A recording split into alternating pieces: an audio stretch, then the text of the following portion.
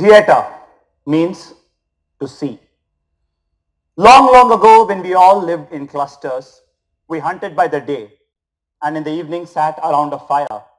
And while one relived his hunting experience, the other sat around and watched him relive it. And that's how we are told theatre was born. Evolution is the next step after something is born. Rains failed because of some quirks of nature. So the best tree climber in the tribe scaled the tallest tree and emptied 2 coconut shells of water on all the tribe members standing below. As the droplets of water fell on them, they joyously shouted heavenwards, "Rain, rain," urging the gods to send them rain. Thus the concept of ritual and responding to an imaginary stimulus was born. It must have rained post this exercise because this best tree climber suddenly acquired the aura of the favorite of the gods. He became the tribe's shaman and later the leader of the tribe. And like anyone else in power, in order to keep his supremacy intact, his status elevated, he started spinning stories. Stories that could put the fear of God in the tribe members. These stories were full of conflicts. They were stories which asked the tribe members to participate by wearing larger-than-life costumes, masks, speak dialogues. And they left no doubt in the mind of the listeners that you cannot mess with the higher powers up there and their representatives down on the earth. Thus the actor was born. The word actor is derived from the Latin word actio, which means to do.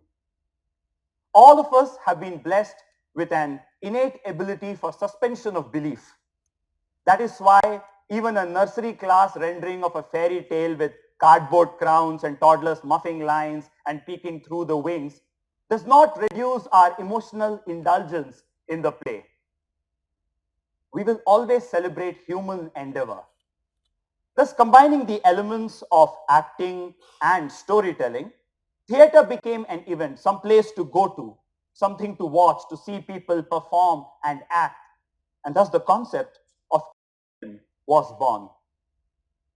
Angikam bhuvanam yasya vachikam sarvamangmayam aharyam chandrataradi tam namaha satvikam shivam. It is this feeling of nobility, of belonging. It is this esoteric feeling which makes us again and again venture into lecture halls, into performance arenas, into religious grounds in order to hear the truth being spoken. So potent, so strong was this communion that in medieval times it was considered diabolic. Actors were buried at crossroads with stakes driven through their hearts. People feared for their souls. And even earlier, Chanakya had ordered all actors to stay out of the city limits because he was afraid that they could change the mind of the people against the king. Nature always places decay after evolution. There is no written history of any Greek theatre actor having said, "I became Oedipus. I lived the life of Agamemnon. I got into the skin of Medea. I was Electra." These utterances that pepper our newspaper feeds and the celebrity interviews are nothing more than attempts, just like the shaman, to keep their supremacy intact. Somewhere along the arduous path of theatre history and acting, we lost our cloaks and our masks and began to play parts using our natural bodies and voices. We were quite skillful at this task, which evoked emotions in an entire participating community. And thus, theatre was now something which was enjoyed by the spectators who came to watch what was being done there on the stage. But the actors needed to keep their supremacy intact. They wanted to keep the people in check, so they said, "We became the parts which we played." Thus implying that this heaven-blessed craft was not for everyone. Not everybody could become an actor. It was only for the blessed few. And the rest would have to be happy partaking the fruit of this sacrifice, namely the catharsis, the rasa siddhi. But in actuality, All an actor does is create and maintain an illusion. Visualize a magic show. The magician places this lovely lady on a table, and then he proceeds to cut her into two using a circular saw. He separates the two pieces, and the lady waves to us. We applaud the act. All of us know he has not cut her into two. If he had in actuality committed this act of murder, we know that sinews and fragments of bones and blood would be spraying on all of us. We would be screaming bloody murder and running out of this performance hall. Why do we applaud the act? We do not applaud the act, but what we applaud is the illusion which the magician created and made us believe in his act. And that's exactly the arena within which an actor works, to create and maintain the illusion of a character. The actor, these priests of communion, these magicians who create these wonderful illusions, cannot afford to be flippant about their craft, because this craft requires the commitment of the most difficult nature. It calls upon an actor to be truthful, very difficult. It calls upon an actor to be honest and not manipulate. The truth is, we cannot become a character. We cannot get into the skin of a character. We can only create the illusion of being someone else. The word character has only one meaning. It is the sum total of the actions performed by an individual. What you do is who you are. The mole on your cheek is not your character. The different ways in which you can drape a sari does not define your character. When we say that our grandfather had character, we do not mean the way he smoked his cigarette. Character is nothing but the actions which you do, and that's exactly the same meaning which it has in theatre. Lot is character. Every craft person has certain tools which they use in order to skillfully ply at their trade. Similarly, an actor also has tools which he uses to create the illusion of a character. They are his body and his voice. He chips away at his task using external and internal characterization. External characterization consists of adjusting the body in order to create the illusion. For example, if any one of you wanted to create the character of Dhritarashtra, you would have to practice keeping your eyes in peripheral vision or in inner focus all the time. Another aspect of external characterization is costume and makeup. If anyone wants to play the role of Mahatma Gandhi, they would have to get comfortable wearing a short white dhoti and having a bald pate. Another aid to external characterization is recreating the physical state in which certain characters are found. Drunk, stomachache, fever, and all of us know what are the physical manifestations of being in these states.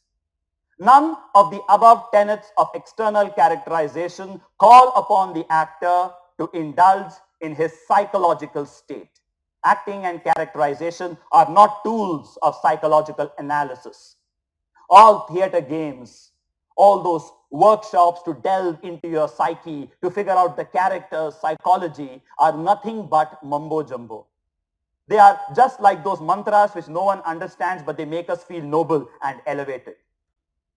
The other aspect of characterization is internal characterization, which simply requires the actor to find out what is his objective, his goal, his aim on stage. What is he there to achieve? What is he pursuing? And this pursuit of a physical goal is called action. When Nasiruddin Shah, wearing a white dhoti with makeup, speaking in a Gujarati accent smeared English, pursues the objective of dispersing an angry mob, he creates the illusion of being Mahatma Gandhi in the film Hey Ram. And the success of this illusion will depend upon the externals and the honesty with which the actor tries to pursue his objective. If Nasir actually became Mahatma Gandhi, he would have to be drinking goat's milk and eating boiled peanuts, which I don't think he did. Character is nothing but what you create with the help of externalities and your own will and determination. There is no one there on stage but you, striving, endeavoring, sweating, to do what you must, to get what you must. And when the audience will indulge, participate in this physical pursuance along with you, we will have theatre. To open a door on stage, it's an action. To close a window, it's an action. To polish your shoes, it's an action. To convince a loved one that you will be back in 1 hour, it's an action. To persuade your brother not to commit suicide, it's an action. To request that bank manager to pass your loan, it's an action. To beg and beseech your wife after she caught you in bed with her best friend is an action. Now, if that friend were to sit and watch you and your wife arguing, then we have theatre. If your wife definitely wants to leave you and go away, we have conflict, hence drama. But if your wife were to join you for a ménage à trois, then absolutely no conflict, no drama, no theatre. Theatre follows the rules of seeing and conflict because it originates from hunger. It got ritualized in the festival of Dionysia, where wine and fertility were worshipped. The Egyptians did public displays of Osirian mysteries, role plays, in order to mask their insecurities and try to please the gods. Our basic instincts are the cornerstones of theatre. As long as there will be strife, conflict, and human endeavor to achieve something, an inherent desire to participate in communion, catharsis, rasa-siddhi, theatre will prevail. Possibly the only metaphysical aspect of theatre is the nature of communion. People from different backgrounds unifying under one emotion. To reach that state when the actor and the spectator will become one. Possibly the only metaphysical aspect of theatre. When Oedipus wishes to find out who killed King Laius, he sets out on his task, and we, the audience, engage with the actor as he tries to fulfill his objective. It does not matter whether he succeeds in fulfilling his objective. What matters is the honesty with which he will pursue that objective. The honesty of his application to that moment will unite us, the audience, with him and create the character of a destiny-ravaged king. To be or not to be, that is the question. Hamlet is weighing the options of living vis-a-vis dying. And when the actor will weigh the pros and cons of suicide, honestly, truthfully, objectively, he will create the illusion of the prince who could not make up his mind. Krishna wants to prevent war. He comes with the objective of persuading Duryodhana not to fight. He uses the actions of threatening, of seduction, requesting, many actions in order to try and reach his objective. दो न्याय अगर तो आधा दो, यदि इसमें भी कोई बाधा हो, दे दो हमको 5 ग्राम, रखो अपनी धरती तमाम. हम वहीं खुशी से खाएंगे, परिजन पर असी न उठाएंगे. किंतु दुर्योधन वो भी दे न सका, आशीष समाज की ले न सका. उल्टे हरि को बांधने चला, जो था असाध्य साधने चला. जब नाश मनुष्य पर छाता है, पहले विवेक मर जाता है. हरि ने भीषण हुंकार किया, अपना स्वरूप विस्तार किया. डगमग डगमग दिग्गज डोले, भगवान कुपित होकर बोले, जंजीर बढ़ाकर साध मुझे, हाँ हाँ दुर्योधन बांध मुझे. ये देख गगन मुझ में लय है, ये देख पवन मुझ में लय है. मुझ में विलीन है झंकार सकल, मुझ में लय है संसार सकल. अमृतत्व फूलता है मुझ में, संघार झूलता है मुझ में. उदयाचल मेरा दीप्त भाल, भूमंडल वक्षस्थल विशाल. भुज परिधि बंद को घेरे हैं, मैनाक मेरु पग मेरे हैं. दीप्ते जो ग्रह नक्षत्र निखर, सब है मेरे मुख के अंदर. दृग हो तो दृश्य कांड देख, मुझ में सारा ब्रह्मांड देख. चर अचर जीव जक्षर अक्षर, नश्वर मनुष्य सुर जाति अमर. शतकोटि सूर्य शतकोटि चंद्र, शतकोटि सरित सिंधु मंद्र. शतकोटि ब्रह्मा विष्णु महेश, शतकोटि जिष्णु जलपति धनेश. शतकोटि रुद्र शतकोटि काल, शतकोटि दंडधर लोकपाल. जंजीर बढ़ाकर साधिने, हा हा दुर्योधन बांधिने. भूलोक अतल पाताल देख, गत और अनागत काल देख. ये देख जगत का आदि सृजन, ये देख महाभारत का रण. मृतकों से पटी हुई भू है, पहचान कहां इसमें तू है. अंबर में कुंतल जाल देख, पद के नीचे पाताल देख, मुट्ठी में तीनों काल देख, मेरा स्वरूप विकराल देख। सब जन्म मुझी से पाते हैं, फिर लौट मुझी में आते हैं। जिह्वा से करती ज्वाल सघन, सांसों में पाता जन्म पवन। पड़ जाती मेरी दृष्टि जिधर, हंसने लगती सृष्टि उधर। मैं जो मूंदता हूं लोचन, छा जाता चारों ओर मरण। बांधने मुझे तो आया है, जंजीर बड़ी क्या लाया है। बांधना चाहे मुझे मन, तो पहले बांध अनंत गगन। सूने को साध नहीं सकता, वो मुझे कब बांध सकता। हित वचन नहीं तूने माना, मैत्री का मूल्य ना पहचाना, तो ले मैं भी अब जाता हूं। अंतिम संकल्प सुनाता हूं, याचना नहीं अब रण होगा। जीवन जय या कि मरण होगा।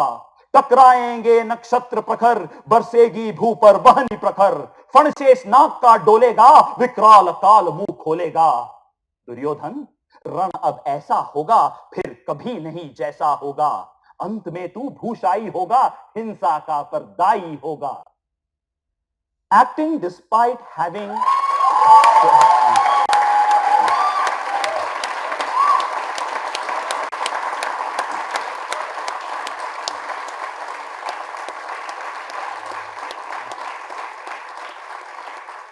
acting despite having its origins in rituals consists of nothing but achievable objectives and tangible actions. Acting is a craft. Anyone with the inclination to become an actor can become an actor. It's only as noble as the calling to become a carpenter or an ironsmith. A carpenter's apprentice spends time in learning the tools of his trade. He understands which wood will serve his purpose best, at what angle he should hold the nail. He does not waste time figuring out which forest that wood came from. Unfortunately, actors are prone to do this.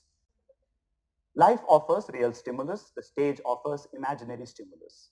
Anyone who learns to honestly and truthfully respond to this imaginary stimulus can become a very good actor and create a very good illusion.